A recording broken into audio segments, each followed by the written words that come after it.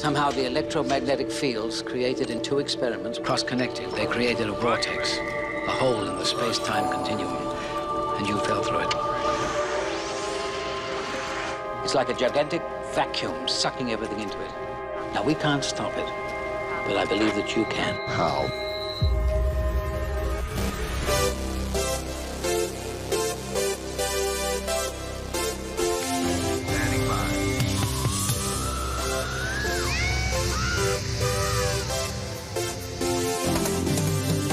Bienvenue dans Grand Frisson, l'émission à remonter le temps. This is how they resurrect the dead.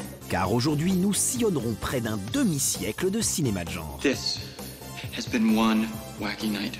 Nous reviendrons tout d'abord sur la révolution du cinéma numérique avec un géant des effets spéciaux, John Knoll. I'd seen a glimpse of the future. Mais il y aura aussi plein de succulentes séries B des 80s, un brûlot des 70s, un hommage aux années 90 et la suite d'un animé phare des années 80. Alors ouvrez grand vos yeux et réglez vos montres qu'on asticote vos neurones et titille vos nerfs optiques. It's a good choice. Brings out your eyes. Go to hell.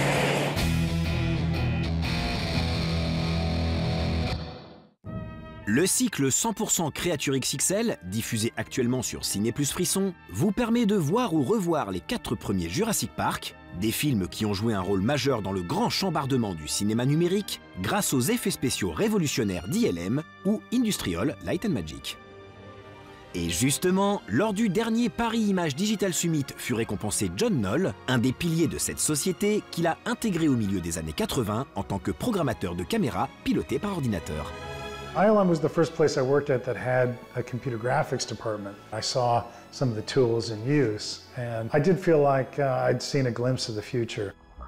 The thing that really got me intrigued was the Pixar image computer. What really struck me was the idea that taking images from a piece of film, you turn them into numbers, you can manipulate these numbers on this computer, and then you can put it back out onto film. Well, if you can do that, there's really no limit to what you can do in that middle phase. And my head started spinning with the idea that this is really going to change everything. It was a little while later, I was visiting my brother, Thomas. He was working on computer vision. And so he'd written a series of image processing tools that ran on a Macintosh. It was actually pretty remarkable how similar his tools were to what I had just seen on the Pixar, except instead of running on this very high-end, expensive piece of hardware, this is running on a general purpose computer, something that I could own and play with. That led pretty directly to Photoshop. Non content d'avoir co-signé l'un des logiciels les plus employés au monde, John Knoll va au fil des ans nourrir des collaborations fructueuses avec de grands cinéastes, parmi lesquels Brad Bird, qui l'aide à passer de l'animation aux prises de vue réelles. Well, I love Brad Bird. Yeah, his first foray into live action, I was happy to be in a position, as somebody who had a great deal of live action experience to be able to kind of help him make that transition. So what happens now? One thing I definitely experienced on the show is he did treat a lot of live action much like he treated animation, where he would kind of stop and draw on frames. We did lots of subtle little things with retiming of shots to be a little bit faster here, a little bit slower there. And there were times when we would cut and paste in the frame to get particular compositions that he wanted. Brad was bringing his animation sense of, I want to emphasize this here by make that a little faster. That's something I hadn't really experienced with other directors. Pionnier du numérique, John Knoll ne va pourtant jamais écarter les techniques analogiques, comme ce fut le cas sur l'un des temps forts de sa carrière, Pacific Rim. The place where we used miniatures on Pacific Rim was mostly for that the fist going into the office building. And that was a case where you had to build a pretty elaborate interior environment, and it really was going to work in 2 shots. So thinking about what would be required for the digital build, it was just as much work to do that in CG as it was to build in miniature. I still have a real fondness for that. I think the results that you get from using those techniques are great today. The main reason you don't see a lot of miniatures used anymore is that it's expensive and nobody wants to pay for it.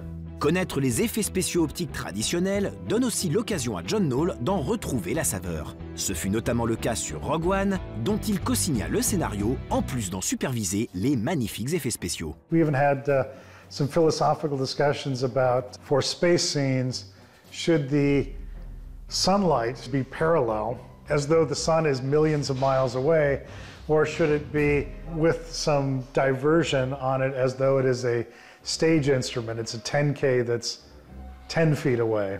Because you can pick apart some of those qualities. And if you emulated that, would it look more like this was a miniature shoot? While we did talk that all through, ultimately I decided, let's make the sun look like it's 100 million miles away.